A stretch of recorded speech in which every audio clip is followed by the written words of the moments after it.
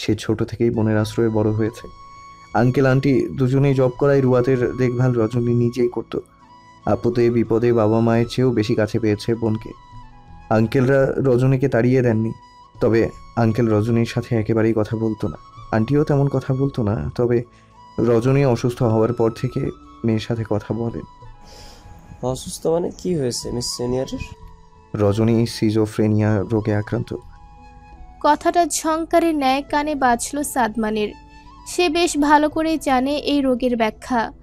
অবিশ্বাসের সাথে বলল, মিস সিনিয়র সিজোফ্রেনিয়া রোগে আক্রান্ত কিভাবে?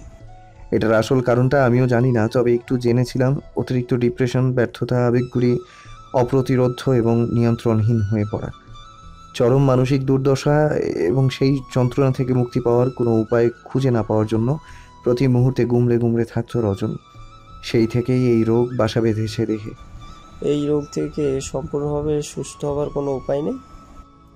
না, যতদিন বেঁচে রবে ততদিন ওষুধ খেয়েই বেঁচে থাকতে হবে। আর খাওয়া বাদ দিলেই এমন ভয়াবহ অবস্থা করে ফেলে নিজের। সাদমানের নিজেকে কেমন শূন্য শূন্য লাগতে শুরু করলো। মেয়েটাকে বাকিটা জীবন বেঁচে থাকতে হবে এক পাতা ঔষধের ওপর। কি ভয়াবহ রোগের বাসা বাঁধিয়েছে এই মেয়ে। ভুল মানুষকে ভালোবাসার দায় এখন এভাবেই দিতে হবে? অন্যভাবেও তো দেওয়া যেত। আচ্ছা, এই মেয়েটাকে যদি সাদমান নিজের সবটুকু দিয়ে ভালোবেসে আগলে রাখতে চায়, মেয়েটা কি তাকে ফিরিয়ে দিবে? রজনীর রংহীন জীবনটাকে রঙে ভরিয়ে দিতে চাইলে রজনীকে সম্মতি দিবে? সাদমান না হয় সবটা উজাড় করে ভালোবাসবে, বিনিময়ে না হয় রজনীর সারা জীবন তার পাশে থাকুক। মেয়েটার এমন অবস্থা দেখে সাদমানের বুকটা যে দুমড়ে মুচড়ে উঠছে। কাউকে বললে কি সে কথা বিশ্বাস করবে? পুরো রাতটা রুয়াত, সাফায়াত, সাদমান হসপিটালে কাটিয়ে দিয়েছে। ভোরের আলো ফুটতেই রজনীর চোখ পিটি পিটি করে তাকায়। নিজের রুম ছেড়ে অচেনা রুমের দেওয়াল দেখে ডানে বামে তাকায়। সে হসপিটালে। মুখের অক্সিজেন মাস্ক ডান হাত দিয়ে খুলে লম্বা শ্বাস টেনে পায়ের দিকটায় তাকাতেই দেখে রুয়াত তার পায়ের কাছে বেডে মাথা দিয়ে শুয়ে আছে। রাতটা তাহলে তার পাশেই ছিল মেয়েটা। রজনী দরজার পানে তাকালো, যদি পরিবারের কারো দেখা মেলে সেজন্য। কিন্তু না, দরজা চাপানো। স্বচ্ছ কাচের দরজা দিয়ে কারো ছায়াটাও অবধি দেখা যাচ্ছে না। রজনীর তেষ্টা পেল। বেডের পাশে পানির জগ খালি দেখে আস্তে করে রুয়াতকে ডাকে, রুয়াত। রুয়াত নড়ে চড়ে ওঠে। রজনী আবার ডাকতেই রুয়াত চোখ মেলে তাকায়। বোনের জ্ঞান ফিরেছে। রুয়াত চোখ কচলে নিল। না, সত্যি বোনের জ্ঞান ফিরেছে। রজনীর দিকে এগিয়ে এসে বলে, কিছু লাগবে আপা? এনে দিব কিছু? রজনী উপর নিচ মাথা ঝাঁকায়। একটু পানি এনে দিবি, বড্ড তেষ্টা পেয়েছে। রুয়াত সাইডে থাকা জগটা খালি দেখে জগটা নিয়ে কেবিন থেকে বেরিয়ে আসলো। চোখ আটকে গেল কেবিন থেকে কিছুটা দূরে বেঞ্চে সাদমানকে ঘুমন্ত অবস্থায় দেখে। রুয়াত ডেকে উঠালো সাদমানকে। ভাইয়া শুনছেন? সাদমান চোখ মেলে তাকালো। রুয়াতকে সামনে দেখে বিচলিত কণ্ঠে বলল, মিস সিনিয়র ঠিক আছে? রুয়াত রুয়াত ইশারায় আশ্বস্ত করে। সাদমানের বিচলিত মন শান্ত হয়। জ্ঞান ফিরেছে আপুর। আপনি কি একটু বসবেন? আমি পানি আনতে যাব। আপুর পানি তেষ্টা পেয়েছে। সাদমান ডানে মাথা নাড়ালো। আচ্ছা যাও, আমি মিস সিনিয়রের কাছে আসছি। রুয়াত চলে গেল। সাদমান এলোমেলো পায়ে রজনীর কেবিনের দিকে হাঁটা লাগালো। দরজা ঠেলে ভেতরে ঢুকতেই চোখ গেল বেডে চোখ বন্ধ করে শুয়ে থাকা রজনীর উপর। সবাইকে নাস্তানাবুদ করে মেয়েটা কি শান্তিতে চোখ বন্ধ করে আছে? সাদমান দরজাটা হালকা চাপিয়ে দিয়ে রজনীর বেডের পাশে রাখা টুলে বসল।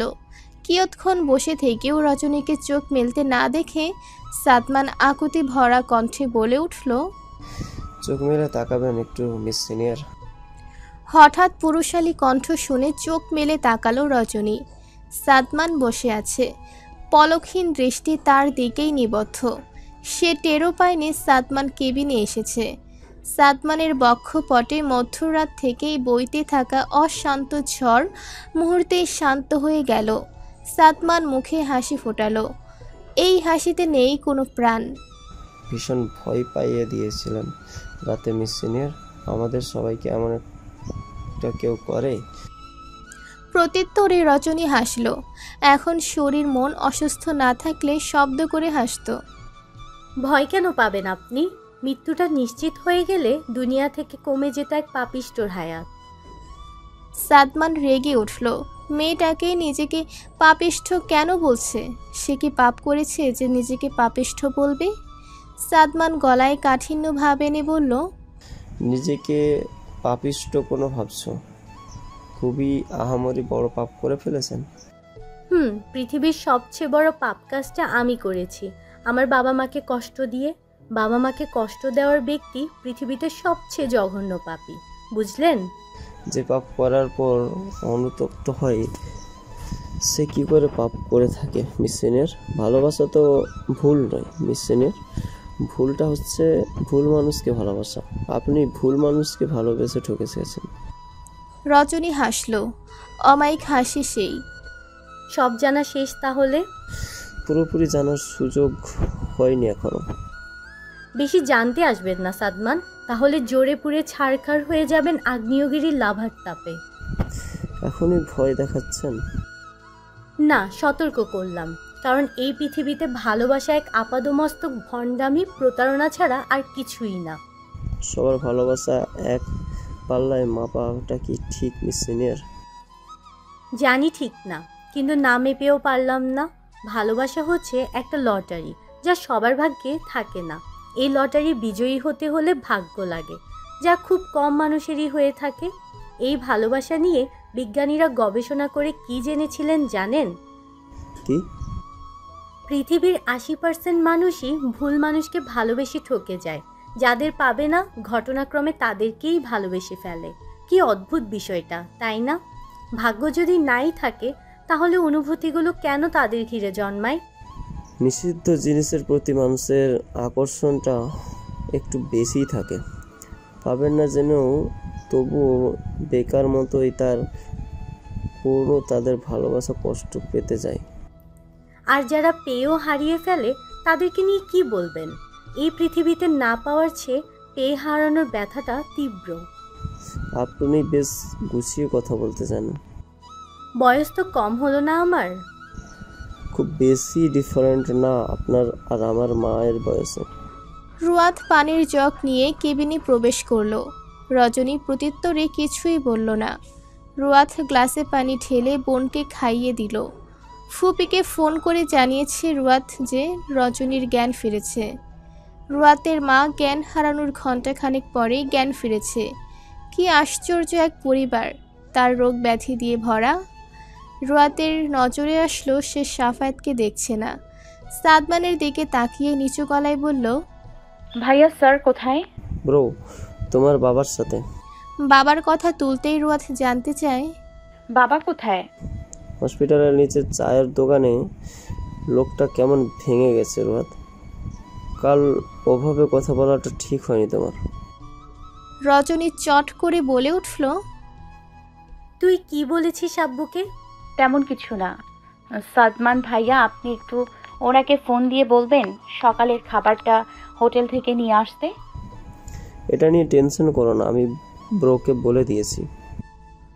সাফায়েত হাতে খাবার নিয়ে কেবিনে ঢোকে।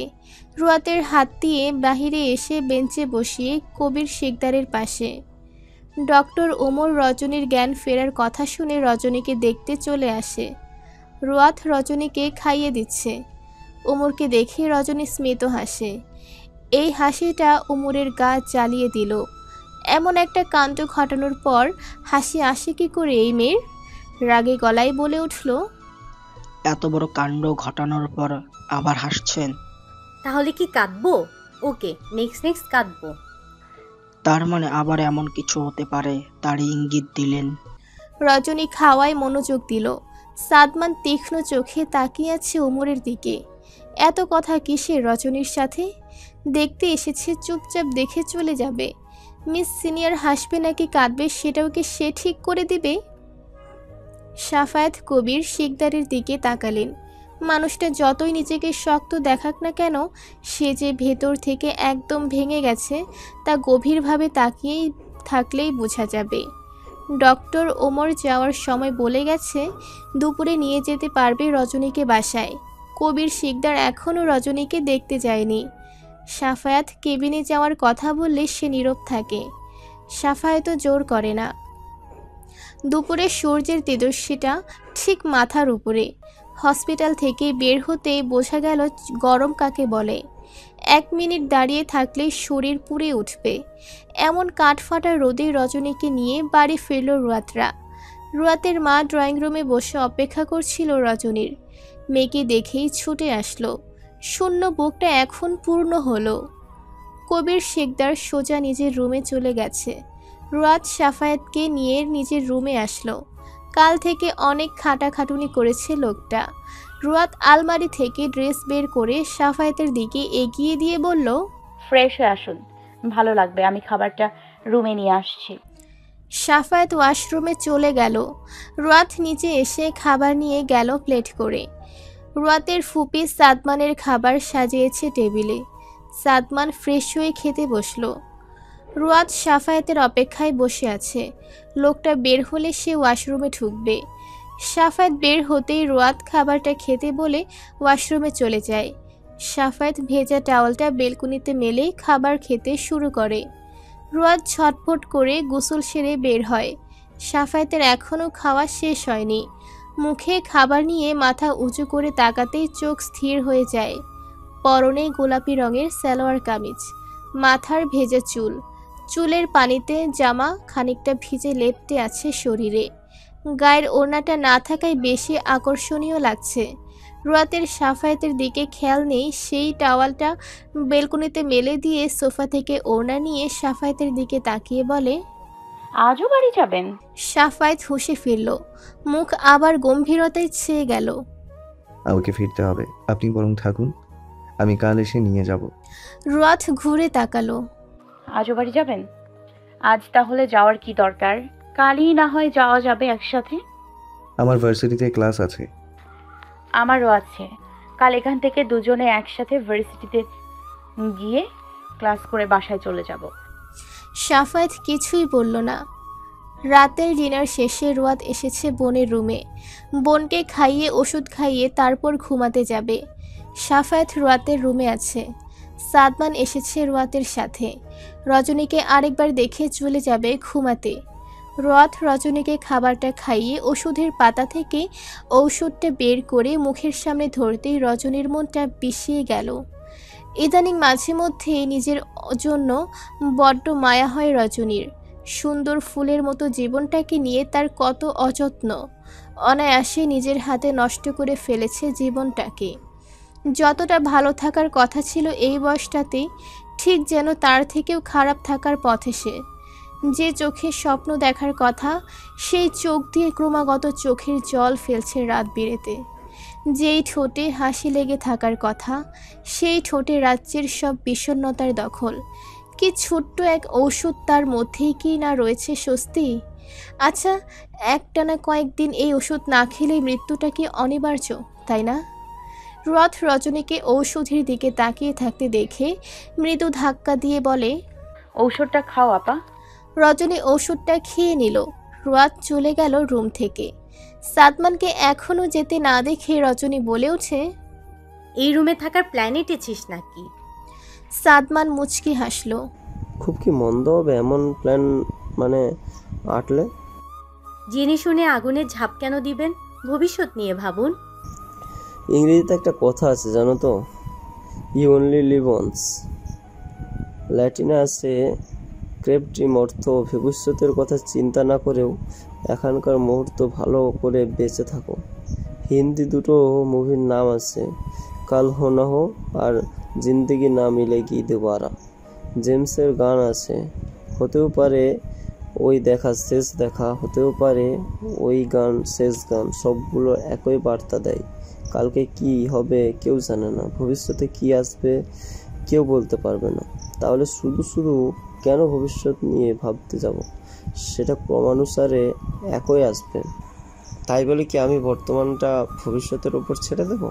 No, no way. আমার বর্তমানটাকে আমি নিজের হাতে সাজিয়ে তুলব। রজনী কথাটা টেনে নিল, ভালো মতো শুয়ে বলল, বাহ, খুব বেশি সোশ্যাল মিডিয়া ঘাটাঘাটি করেন নাকি? অন্যের লেখাকে কপি